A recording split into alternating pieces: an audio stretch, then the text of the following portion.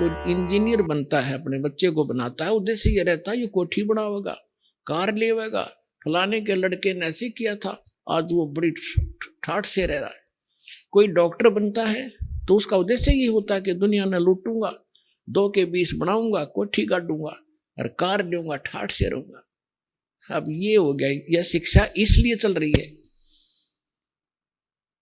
और ये भूल गए उस दिन को कि संसार छोड़कर भी जाना होगा। एक डॉक्टर था यहीं पर, अब जैसे कोई अन्य भी कोई ला करता है, मैं जज लगूंगा, मैं ये करूंगा, वकील बनूंगा, इंजीनियर बनूंगा, टीचर बनूंगा, उद्देश्य केवल मन में एक ही होता है। लेकिन परमात्मा हमें याद दिलाना चाहते हैं कि जिस लोक में आप रह रहे हो, इसमें आप रावण जितना धन इकट्ठा नहीं कर सकते। सर्व सोने की लंका थी वो रावण से रणधीरम, एक पलक में राज बिराजी जम के पड़े जंजीरम। सर्व सोने की लंका थी सारी, जैसे हम ईंटों से महल बनाते हैं, ऊपर सीमेंट लगा के उसकी सफेदी करा के चमकाते हैं, कहते हैं ऐसे वो तो सोने में बना रखा था, स्वर्ण के अंदर, गोल्ड में। और कहते हैं रति कंचन पाया नहीं रावण चलती बार, संसार छोड़कर जाने लगा तब 1 ग्राम सोना भी साथ नहीं ले गया। यही लंका के नागरिकों ने लूट ली उसकी लंका। और बाहर से गए हुए सैनिक थे रामचंद्र के, वो उठा ले पत्थर के पत्थर सोने, और वो कुत्ते वाली मौत मरा और गधे की योनि प्राप्त हुई। तो परमात्मा हमें याद दिलाना चाहते हैं, एक यहाँ डॉक्टर था हिसार के अंदर, आई डॉक्टर था आंखों का, बहुत अच्छा अस्पताल चल रहा था। तो वो अपने लड़के का एडमिशन कराने के लिए गाड़ी में बैठाकर पति पत्नी जा रहे थे। रास्ते में दुर्घटना होगी, तीनों मारे गए। और बताने वाले ऐसे पेपरों में आया था कि उसके पास इतना धन है, पता नहीं उसको भी खुद कितना धन होगा।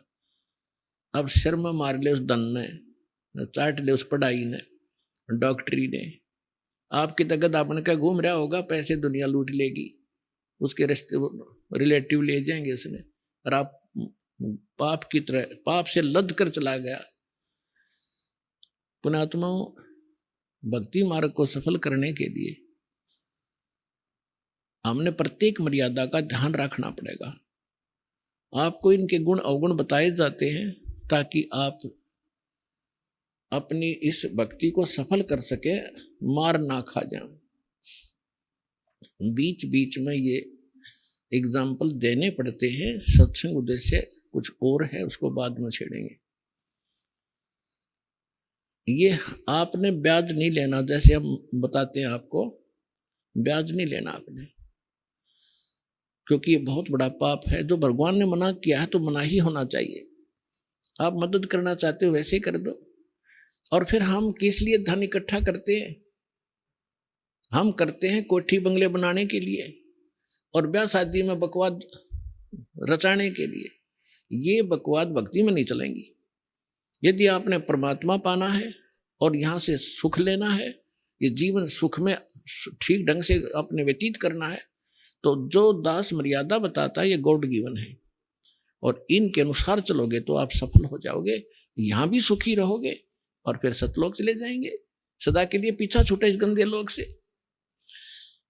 रोहतक के अंदर एक मिगलानी परिवार था, है वो अब भी कुछ तो विशेष बचे होंगे, और वो क्या करता था, फाइनेंस का काम किया करता, और 15, 10, 12, 18% ब्याज लेता था। और उसके हमारे भक्तों ने एक कोई गाड़ी ली थी अपने लोन लेकर उससे, तो उससे आना जाना रहा, किस्त कैश देते थे। आप ब्याज ले नहीं सकते, अगर मजबूरी हो तो दे सकते हैं। तो कहने का भाव ये है कि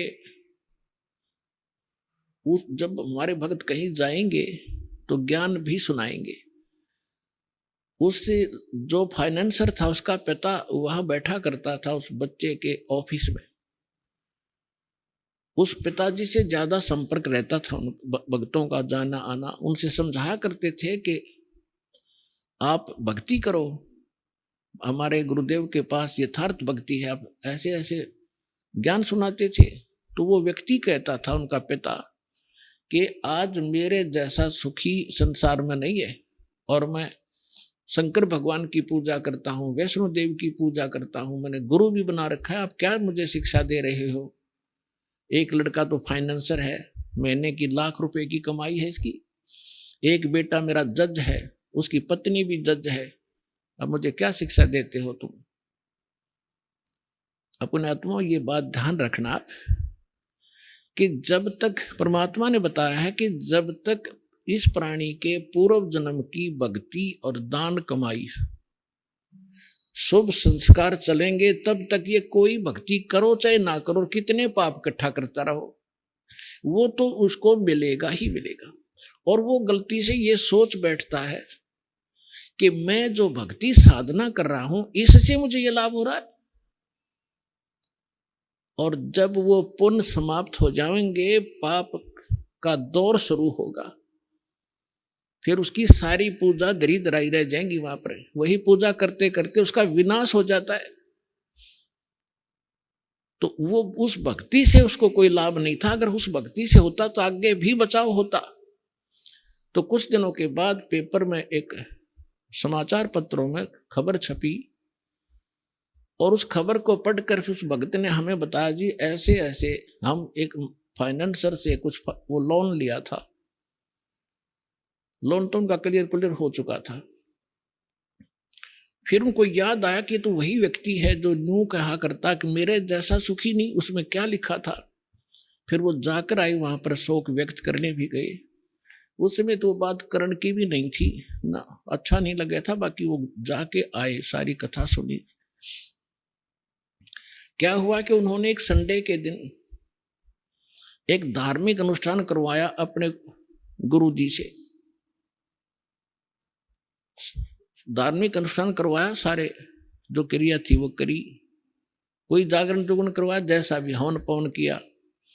तो उस बची हुई सामग्री को, जैसे हवन से बची हुई राख को फूल चढ़ाते हैं, फूलों को उनको जल प्रवाह करते हैं बाद में। तो वो दोनों भाई फाइनेंसर और वो जज, उन दोनों को गाड़ी में बैठकर विसर्जन करने गए थे।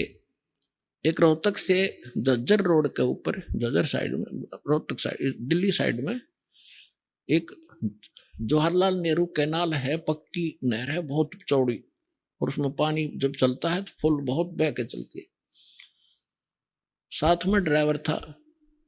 उन्होंने जो लिफाफा ले रखा था फूल फाल, वो जाकर के ऐसे पानी में डालना चाहा, किनारे खड़ा होकर के। वो कुछ पटरी टेढ़ी थी उसकी, ऐसी स्लोप में, वो ऐसे गिर गई। उन्होंने सोचा कि जल प्रवाह तो नहीं हुआ, पानी कुछ नीचे है। तो एक भगत ने दूसरे का हाथ पकड़ लिया। जज खड़ा रहा, उसका जो फाइनेंसर भाई था वो उसको अपना हाथ पकड़ा कर उसको, और नीचे को होकर ऐसे जल प्रवाह करने लगा पटड़ी पर पड़ी हुई स्लोप के अंदर उस सामग्री को। ऐसा पैर फिसला, वो झटके में दूसरा भी साथ ही, दोनों उस दरिया में बह गए। तीसरे दिन लाश पाई थी उनकी। तो पुण्यात्माओं, परमात्मा याद दिलाते हैं, झूठे सुख को सुख कहे ये मान रहा मन मोदे, ये सकल चबीना काल का कुछ मुख में कुछ गोदे। मन तो सुख के सागर बस रे भाई और ना ऐसा यस रे। मन तो सुख के सागर बस रे भाई और न ऐसा यस रे।